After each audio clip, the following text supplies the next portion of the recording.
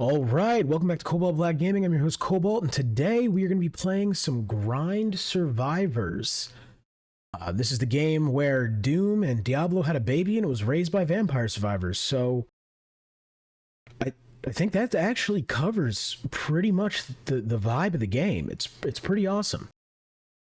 We're going to jump into a run here. I have played a little bit, but for the sake of this run, I'm going to go back to the first difficulty and use a gun I haven't really used yet. And we're going to jump on in here. So, several things just about the beginning of this game. When you first start playing, it'll let you pick your control scheme. There is auto, which it will auto use your abilities, auto aim, and auto shoot. Okay, so that's fairly good. I'm on auto right now. I play most of my Survivor likes on auto. You can kind of turn this into a twin stick shooter if you want. And, you know, that's up to you. I prefer to stay on auto. So right now we're looking at the upgrade screen. This is done like pretty much any other Survivor like is done. You have your upgrades, and you have a certain assortment of them, and you get to pick them as you level up. Now, the cool thing about them is how these upgrades end up working. Basically, these upgrades let you choose a more powerful one. So you need to pick a tier 1, then you can get your next tier, and then you can get your next tier.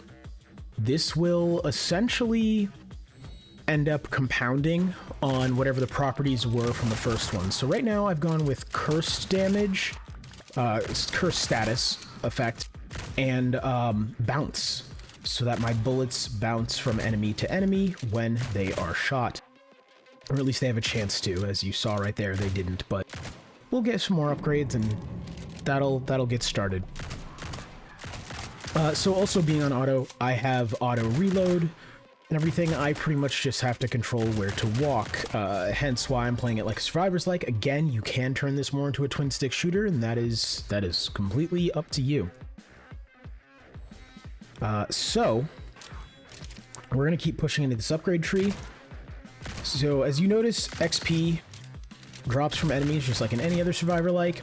There is green XP, which is your standard XP, and I have a bunch of upgrades between my gun and my progression tree to get more purple XP, which is your more advanced, more powerful XP. Your pickup range starts off not that strong, and I actually have not really sought to upgrade it, to be honest. And that's mostly because, I don't know, as I play more and more Survivor likes, less and less do I go for the pickup range upgrades, and more do I just rely on being good enough to get to the next magnet that drops for me. So far in this, it's been fine. There really aren't that many magnets, but there's enough that I don't feel I need to go for pickup range increases. So currently in the game, there only seems to be one activatable ability, which is Holy Shield. I'm going to go for that.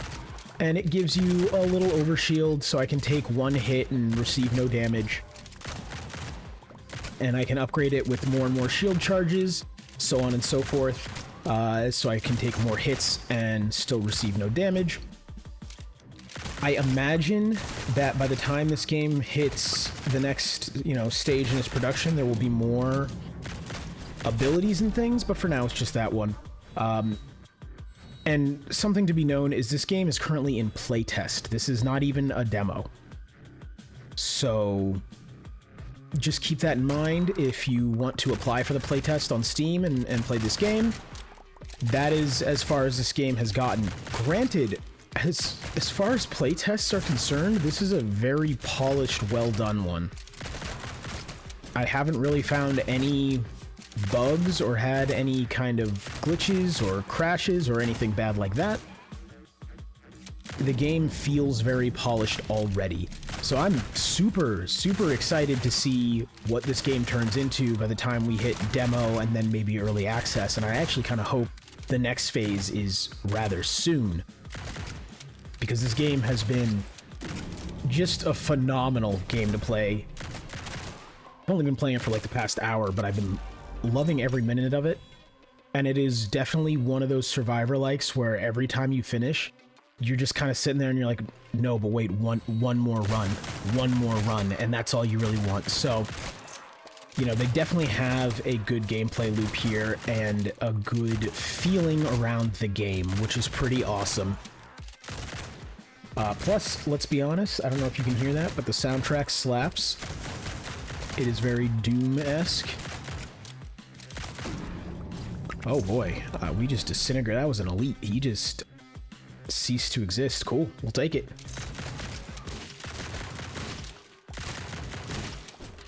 So as you keep going, much like any other Survivor-like, we're gonna run into, you know, these shrines and things around.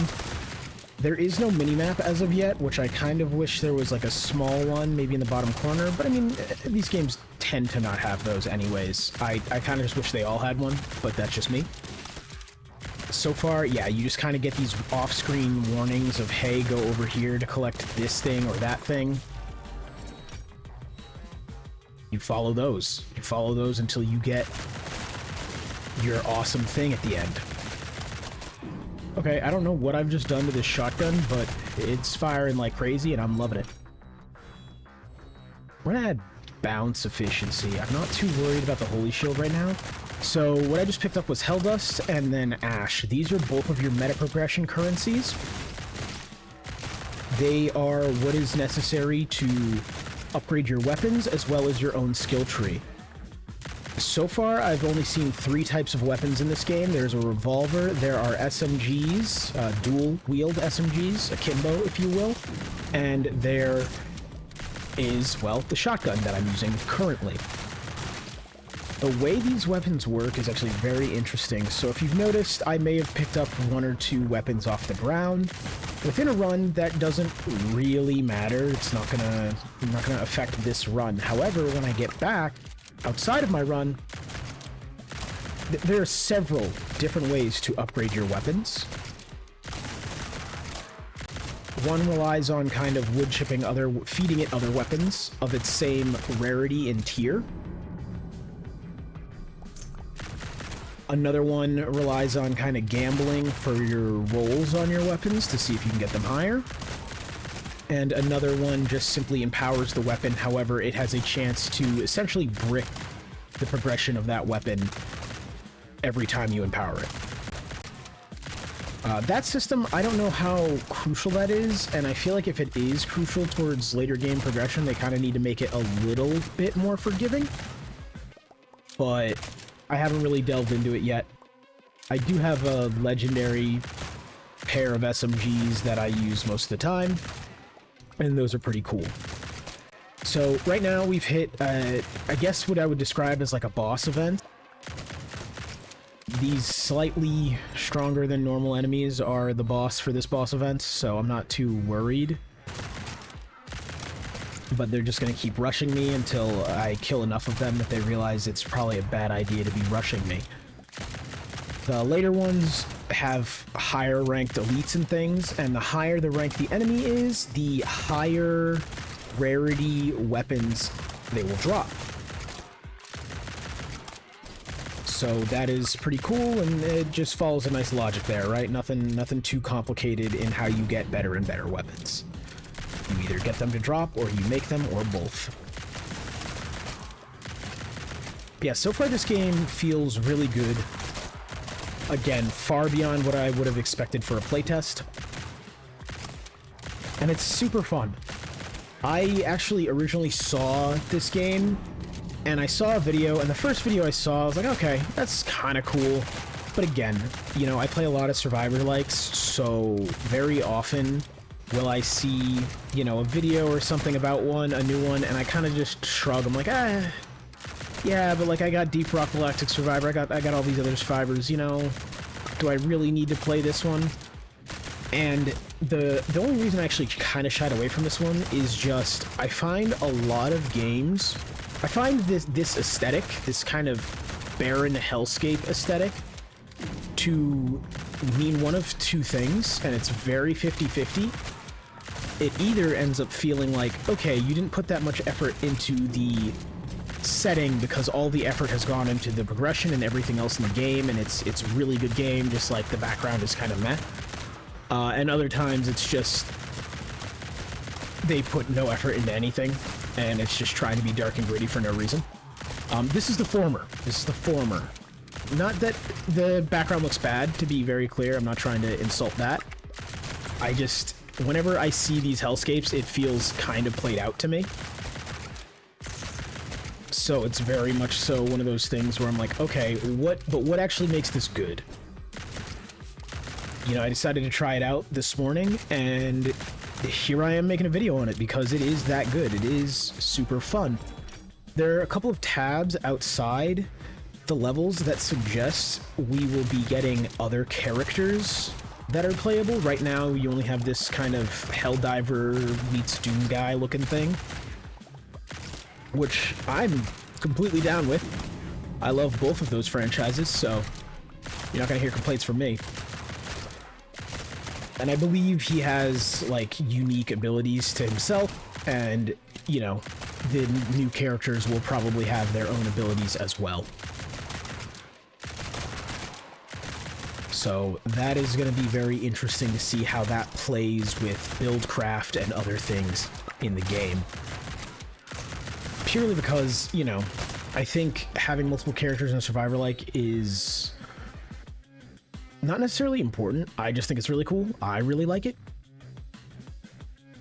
But I think it is a very good way to accidentally mess up your balancing. And I think that pretty much for any game, right? Like any game, the more customizable things you add, the more upgradable things you add, the higher the chance that you're going to not think of a combination of those upgrades and abilities and provide something that is completely broken to the game. This is Survivorslike, so I'm not too worried about that, right? Like, it's single player. Who cares if it's busted? That's kind of half the fun of these anyways.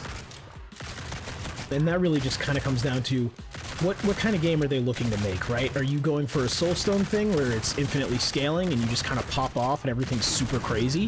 Which I'm down for. I love Soulstone. Or are you trying to make it one of those Survivor-likes where you really have to think about how your progression is going to affect your run and what you want to go for in order to successfully get through that run? So far, this is starting to feel more akin to the infinitely scaling type. Not necessarily that it is infinitely scaling, it is not, but it feels more like if the run just kind of went on longer, you could just effectively get everything, right? That is kind of the feeling it gives. Oh, and here's the big boss. She will mark the end of our level if I don't die. There we go. Alright, so that was one run done. Took about 10 minutes. Which I think is a really good time. Sometimes, you know, with these games, they just go on forever, even within like a capped run where it's like, this will end. It goes on forever, and you're just kind of sitting there going, I gotta go. I have errands to run. So anyways, this is your main menu. And so far in the playtest, we have several different things, okay? So I've only been able to see this one biome. There appears to be 2 other biomes. I don't know if these are available in the playtest. Maybe I'm just not far enough, or if that's just kind of them showing what there is to come. So far, I've also unlocked difficulty 1 and difficulty 2. Appears it goes all the way up to 5. So we'll see what that ends up looking like. So here's where all those weapons you were seeing drop go. Okay, this is where they all end up.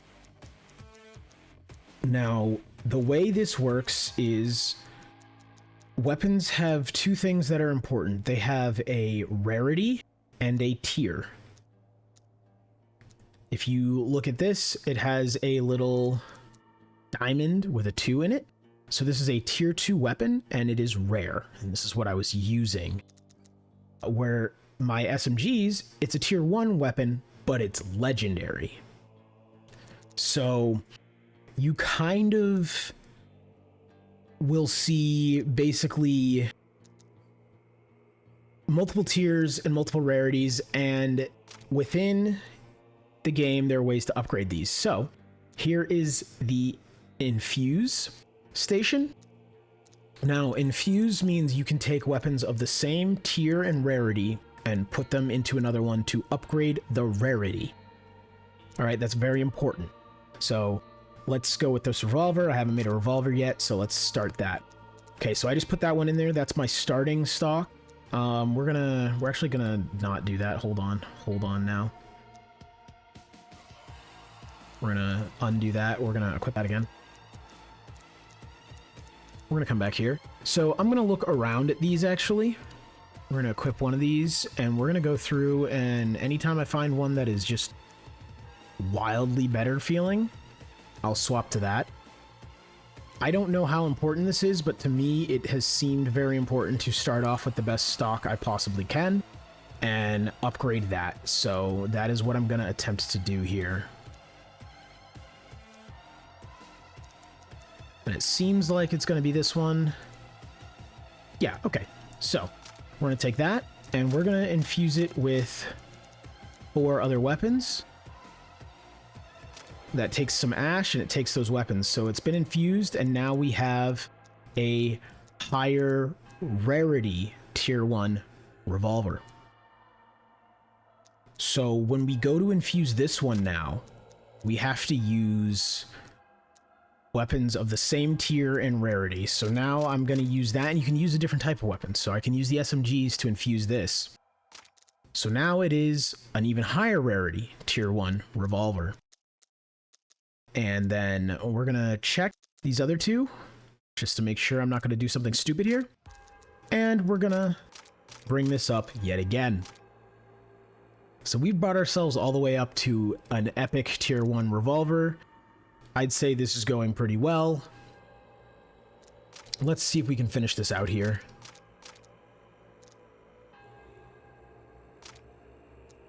So now we have a legendary tier 1 revolver. And that was a pretty quick process. You can also come over here and reforge. So reforge, it explains it right here. You're going to reroll a stat value. And technically, it'll reroll it within anything within that range. So it can go up, it can go down, it can do a lot of things. So this is a pretty low roll for the damage here. So yeah, rerolling that was a great idea. This is a pretty low roll within the reload here. Rerolling that was a great idea. So let's see. We can come down here even to the affixes. So the ability reload was low. The health went even lower. That was crazy. And then the ashes modifier. Okay. Reroll amount went all the way. There we go. So I imagine if you have enough, and don't do what I just did. I just spent the last of my ashes re-rolling that, and it went down, and it's terrible now. You can just keep re-rolling. Then you come over here to improve. This is kind of tricky. So you can improve this weapon. The first improvement has 0% chance to corrupt, so it's just going to make this better, okay? However,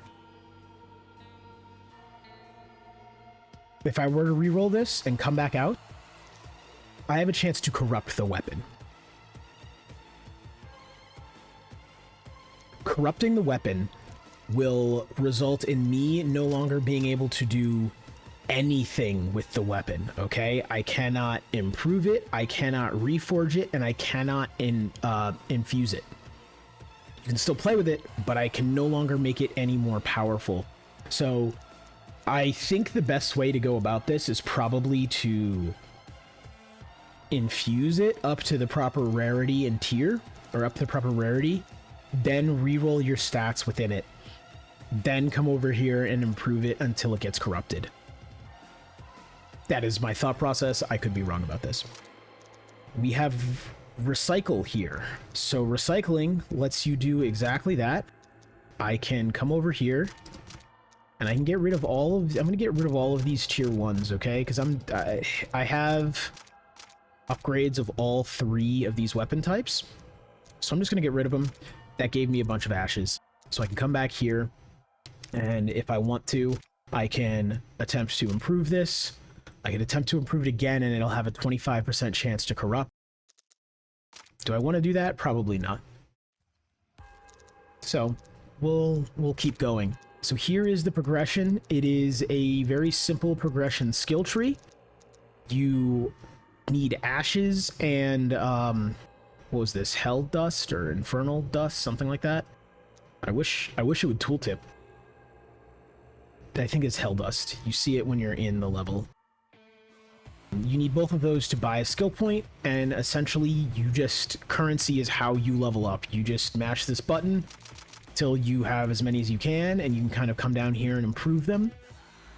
So far, I've been focusing on a little bit of health and mostly XP so that I can level up faster when I'm playing. So this is your standard, just kind of skill tree. I do not know if this is overall or if this is linked to the character. It doesn't look like the character select screen is here, so I would imagine it's overall. After that, there are runes.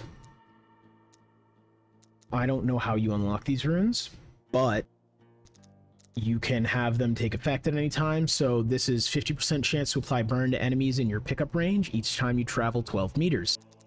Not the best. The pickup range is fairly small, or at least my pickup range is fairly small. You might focus on building yours more. I'm not going to do that.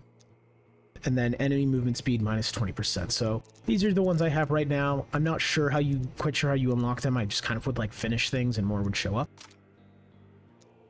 And then you have your achievements back here.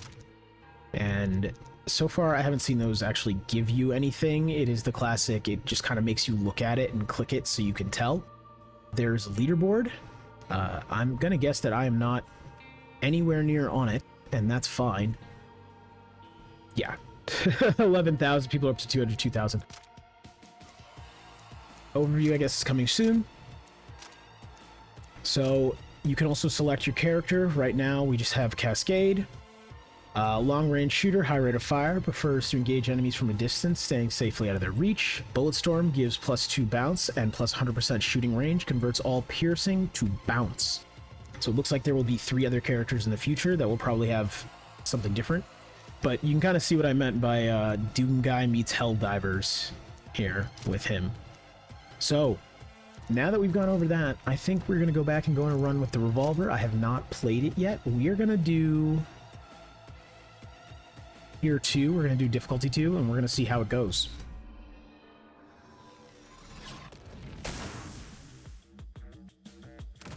Alright, hopefully this revolver's pretty sweet. Because, I don't know, I spent a lot of resources getting it here. Interesting. I'm gonna go for that.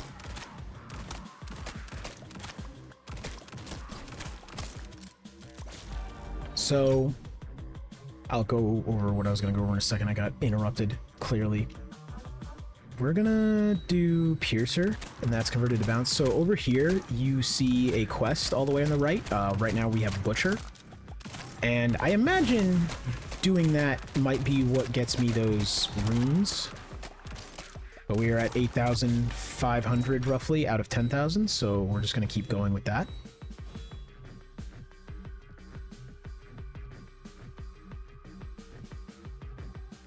I'm going to reroll. I want something a bit better. We're going to go with... this. We're just going to keep adding piercing because that's really just adding bounces for this guy. Which is kind of an interesting choice for the playtest, so essentially because we only have this character, you cannot play with piercing. It's not possible in the playtest right now. Interesting choice. I don't think it's going to really affect my view of this game, but it is sad that we don't get to see how effective that might be in this game. Granted, I think piercing's just always kind of goated in every game, and I don't think I've ever played a Survivor-like where it's like, oh, piercing's not that great. I don't know if I'd pick it up. What I do wish they had is locks. I have rerolls, but I don't have locks, so I cannot lock in a skill that I might want to pick up next level up, which is sad, but you know, it's kind of those choices that make it important. I think it's very interesting looking at Survivor-likes as a whole, where it feels like we are moving closer and closer to this kind of homogenized upgrade system where, you know, you get your locks and your banishes and your rerolls, and essentially once you get high up enough in meta progression in games, it's Helldust, in games that have those, you're no longer playing with a roguelike upgrade system, because if you have enough of those, you're essentially buying exactly what you want. Whether or not that's actually going to be a problem, I don't think so, but it is one of those things I've thought a lot about. I like having my banishes, my rerolls, and my locks, but I also recognize that I find myself having to adapt to maybe a bad draw of upgrades a lot less. Which, like, that's the point, that's why it's meta progression. I just find in a lot of games you get to a point where it's not adapt to bad rolls a lot less, it's just you never have to adapt to bad rolls because it can no longer happen that way. So, you know, we'll see where that goes with this genre as a whole. I mean, I think it's not too much of an issue. I do like in games being able to kind of pick and choose. And I also, you know, when I'm not feeling that, and when I do want to kind of still have that roguelike, you know, this is the deck you were dealt, figure out how to best play your hand, I'll just not use my rerolls and my banishes and my locks. And like, that's, you know, that's a self-control thing. People, you can do that, you can not do that, and that's a choice you can make. So I guess really that's the kind of counter argument to these games are just going to eventually all have the same kind of thing going on. I do wonder, since he converts all pierces to bounces, and I am upgrading the pierce talent tree, I wonder if those things are analogous, i.e. I just got one that said you can pierce dead bodies. So do I now bounce from dead bodies? Is that what that is? Is this now I gain 1% bounce damage? Right? Like, I don't know. We are going to do this. Get some nice burn going. And hopefully that'll be enough to take out this dude. The revolver I'm really liking, actually.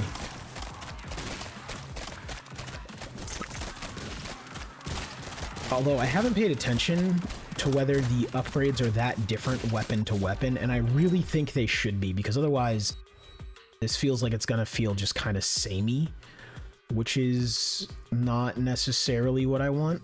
Okay, so we have a synergy here. That's really cool. I don't think I've actually picked up or looked at synergies yet. So what I will eventually need to make this work, or actually the reason I acquired this is because I have this napalm and I have enhanced weaponry, see? So they joined to this, so we're gonna go with intense burn. Now they can get more stacks of burn. I don't think it's gonna really help with the chaff here that we're fighting, but I think that will make a big difference on the boss. We'll see. I could be entirely wrong about that. Stacks of burn could be useless, and I don't know how this game works. But I would imagine 5 times the burn ticks, it's gonna be pretty strong.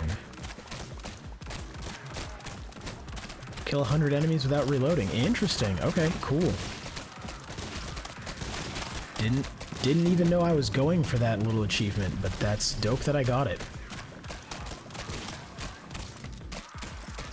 Yeah, so far I've been really enjoying this. I think it is, again, another one of those, what I would call well-balanced Survivor likes. I have never felt super OP in this game without getting one of these shrine power-ups. So like sometimes the shrine power-ups can be really, really good, but I have never like been playing this and just been like, oh yeah, I got the shrine power-up, I'm God now. Or no, sorry, I didn't get the shrine power-up, I've just been leveling up and I'm God now. Granted, I've gotten some shrine power-ups that make you absolutely filthy,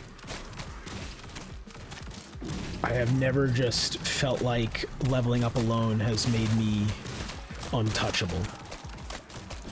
Which is a nice balance. We've been seeing a lot of games like that recently where they have struck the balance of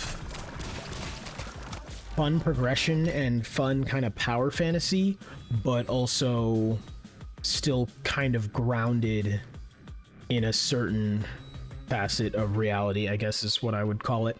Okay, overboost. This is needed for a synergy. We're going to take it because I want to experiment with these synergies more. I haven't really looked into them that much, nor do I think I've really gotten them before. So we're going to try this run to get as many of those as we can and kind of see what our power looks like after that, right?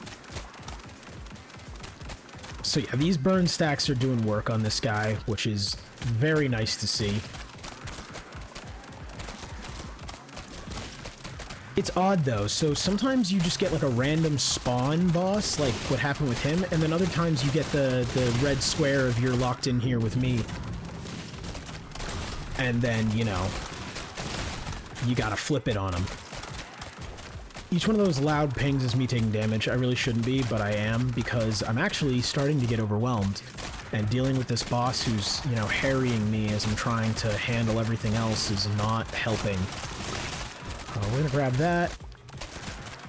We seem to have sufficient power-ups, though, to be helping us quite a bit. See that lightning coming out of the sky? Okay, Synergy Soul Eater. Each kill has a very small chance to regen 1 shield charge. Yo, we will take those. That's insane. It would be nice if I had more shield charges in general so that I can have one waiting in the back to regen, but that's okay. We'll still take those. Sounds like I need to make sure I get the next shield charge upgrade. I can. So I will. I will focus that. And we'll see how effective this is. It does say each kill, and I imagine it's a very small chance, but we also get a lot of kills. So we'll see how that balances out. I really do wonder how they come up with a lot of the math for these things. Like, is there just like a rule of thumb Google sheet out there for developers where they're like, oh, you don't want this to go past 4% or your game's gonna get wonky? Or do they just hire like an actuarial math person to handle this? I don't know. If you do, honestly, let me know in the comments, because I would love to know. I would love to understand more about the things I play every day, all the time. Or at least the making them side of things, right? Okay. No. Things are getting bad. Things are getting bad. Oh, I don't want to take that damage. Okay, so far this is not like just recharging my shield easily. Which is good, right? You don't want that to be too busted, or else, you know, oh, you picked up that, you're invincible now. Your shield just always comes back after like 3 shots and you win the game. Okay, we're probably gonna go down here.